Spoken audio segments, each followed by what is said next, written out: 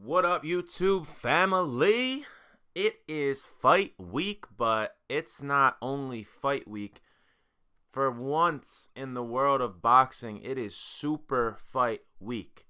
We are getting two of the biggest names in the sport coming together and banging it out on Saturday night.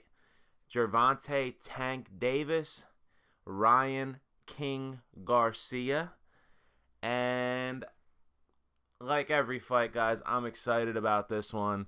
Um, it's truly a big fight between two undefeated guys in their prime, young guys. So let's talk about the fight. So basically, Ryan Garcia has been calling out Gervonta Davis for a long time. This is a fight he's wanted for a long time.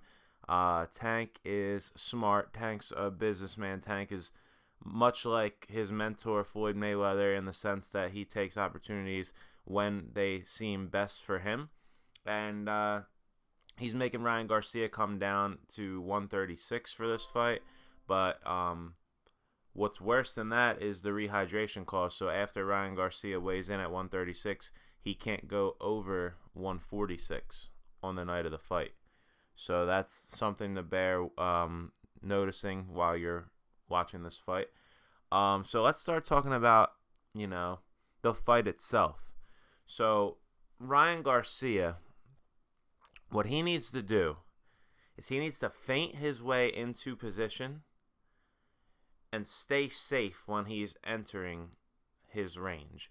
So one thing I notice about Ryan is that he'll come in with reckless abandon sometimes. He'll come in with his chin up in the air.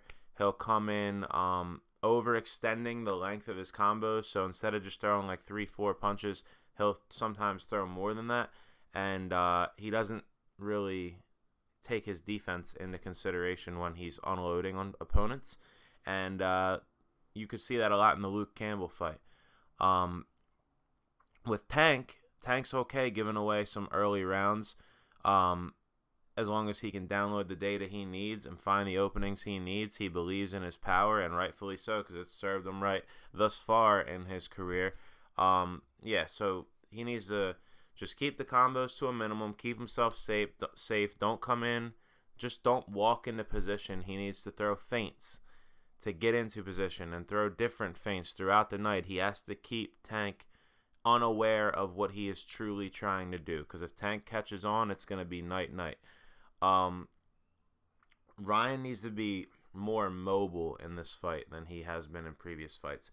Ryan tends to plant his feet sometimes, and he needs, I think for Tank, he needs to be a little bouncy, a little light on his feet. He needs to come in, off weird angles, still land his, signature punches, but just mix it up a little bit. You can't be flat-footed. You can't just be giving Tank all the information he needs in 6 rounds, so that rounds 6 through 12, he's just going to put it on you and probably knock you out. Another thing I noticed about Ryan Garcia that I'm worried about is Ryan tends to come out of range with his chin in the air. So like when opponents are throwing strikes on him, he'll pull out with his chin wide up in the air. And you never want to do that, because a follow-up shot can put you down, put you to sleep, especially when you're fighting Gervonta Tank Davis. The things I think Tank needs to be worried about is obviously letting Garcia unload on him, because Tank does tend to give away rounds early. I believe that Ryan Garcia is the longer fighter of the two. And if obviously he has a mean body shot, we've seen it time and time again. He has a mean left hook. Really, he's got power in both hands. So Tank has to be careful, giving away rounds, because there could be that shot or two that just puts Tank down.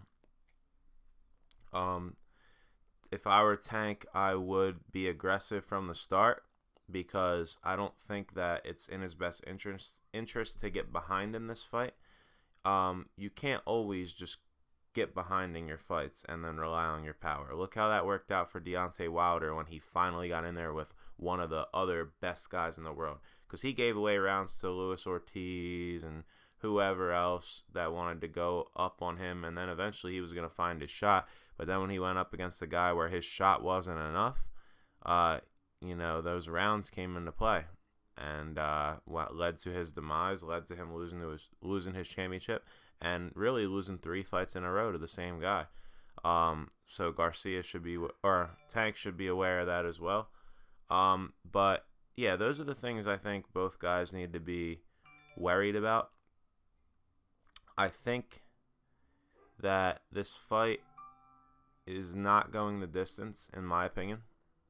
My official prediction, guys, I am taking Gervonta Tank Davis by knockout, and I think if I had to get real specific, I'm going like 7th round. I don't think it's going to be super late. I don't think it's going to be super early. I think Garcia is going to give him trouble early like most people do, but not to the degree that people might think. I think that Gervonta is going to control most of the night. I think Gervonta is going to land some damaging strikes and eventually get him out of there, man. Ryan's a good young fighter, but he has a lot of holes in his defense that I'm worried about. And Tank is a tank. Tank hits like a truck. He's got fast hand speed. He's got good, tight defense. Tank has pretty good defense. And I just think Ryan's going to walk into a big shot. Either he's going to walk into a big shot or he's going to get hurt and Tank's going to start walking him down. But either way, that's who I got. Check out the comments. I don't know what the hell I just said. I meant leave a comment.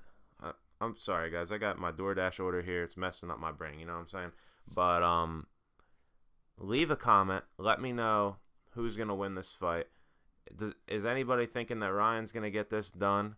Or is everybody rolling with Tank? Also, hit that subscribe button, guys. It'd be nice. I'd appreciate it. Hit the like button as well. I think we're going to be covering some of the Kingpin boxing tournament that's coming up also this weekend.